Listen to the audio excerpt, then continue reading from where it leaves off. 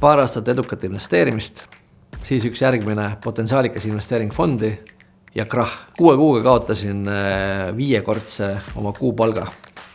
Mida sina sellises olukorras teeksid? Kuidas sa ennast tunneksid? Kas arvaksid, et investeerimine on mõttetu? Kas tunneksid end petetuna?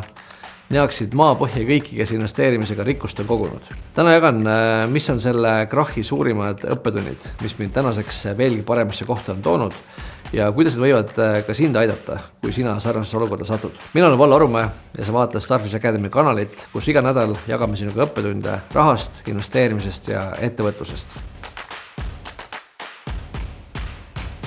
Tagasilöögid tulevad. See pole küsimus kas, vaid millal. Ja täna saad sa teada, miks see pole maailma lõpp, vaid hoopis võimalus. Võtame näiteks minu kogemuse Venemaa fondi investeerimisel. Investeerisin kunagi sinna 10 000 krooni. See oli 5-6-kordne toonane palk, mis ma igakuiselt sain. Olin selleks ajaks edukalt Hansapanka ja Ühispanka investeerinud. Enesekindlus oli tõusnud. Tundsin juba, et olen tõeline investor ja Venemaa fond tundus selline järgmine samm ja kindel valik, mida teha. Ja siis läks pool aastat mööda ja 10 000 kroonist oli saanud ümmargune 0. Kõigest 6 kuud ja mu raha oli täielikult haihtunud. Kõik need kuud säästmist, planeerimist, lugemist ja õppimist ei omanud mitte mingisugust tähendust. Ma olin endast väljas, ärevil ja usk lõi kõikuma. Eks ma muidugi mõtlesin, et kas see on ikka minu jaoks. Aga juba mõni aasta hiljem olin täiesti teises kohas ja sellele ajale tagasi mõeldes muigasin. Mis mind siis aitas? Number 1, ma ei lastud emotsioonidel võitu saada.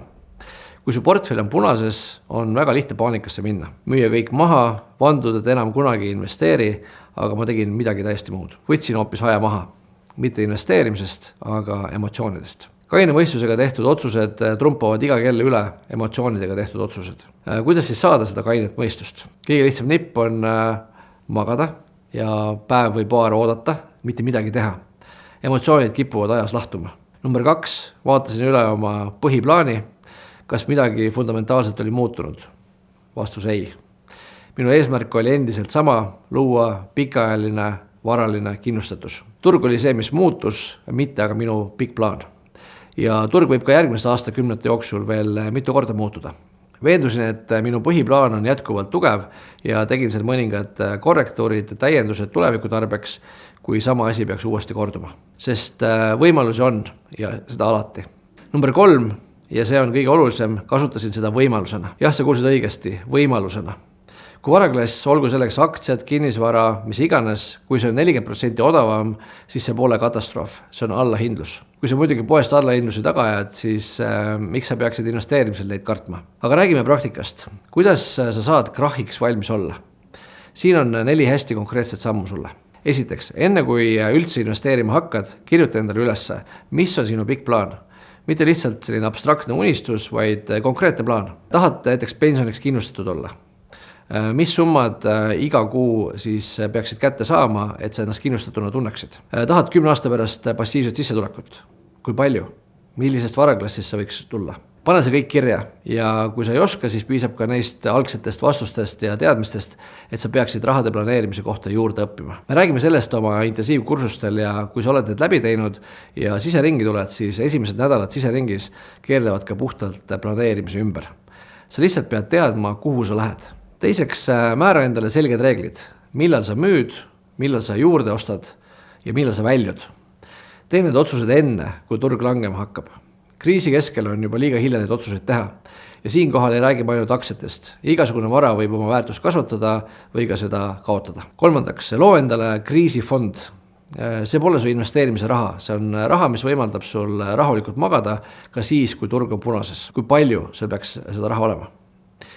6 kuud või veel parem 12 kuud igakuiselt kulutusi. Kui midagi peaks juhtuma, siis on sul 6-12 kuud aega, et uus plaan teha. 4. Õpi igast tagasilöögist, mitte ainult seda tehnilist poolt, vaid ka emotsionaalselt. Kuidas sa reageerisid? Mida sa järgmine kord teisiti teeksid? Iga läbikukkumine on raisatud, kui sa sellest mitte midagi ei õppinud. Tuleme nüüd tagasi meie algse loo juurde. Ma kaotasin küll 10 000 krooni, aga ma õppisin sellest väga palju. Ja täna on minu portfell 1000-kordne, mis tollel ajal oli. Jäta meelde, et edukaks investeerimiseks ei pea sa tegelikult olema geenius. Sa pead olema järjepidev. Sa pead suutma hoida pead külmana, kui teised paanitsevad. Nüüd küsid sa kindlasti, aga kuidas ma tean, kas ma peaksin praegu müüma või hoopis juurde ostma? Vastus on lihtne, vaata oma plaani. Mitte turgu, mitte teiste arvamusi, sinu plaani. Kui sa tead, miks sa investeerid ja kui pikk on sinu ajahorisont, siis enamus otsuseid muutuvad palju lihtsamaks. Lõpetuseks tuleme tagasi praktika juurde. Võta 5 minutit ja jaga meiega siin samas kommentaarides või kirjuta endale üles. Mis on sinu pikaajaline investeerimise eesmärk? Mis on sinu reeglid rasketeks aegadeks? Mis paneks sind oma plaani muutma ja mis mitte?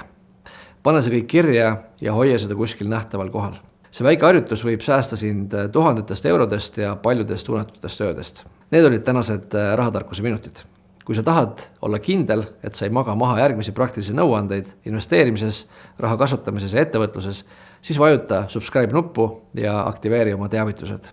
Näeme järgmises videos.